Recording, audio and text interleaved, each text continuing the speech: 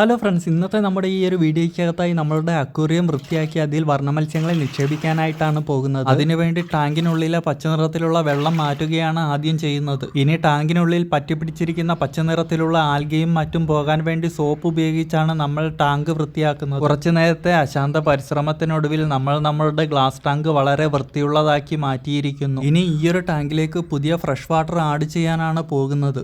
ഏകദേശം 7 ബക്കറ്റിലെ വെള്ളം വേണ്ടി വന്നു നമുക്ക് നമ്മുടെ ടാങ്ക് ഒന്ന് ഫുള്ളാക്കി എടുക്കാൻ വേണ്ടിയിട്ട്.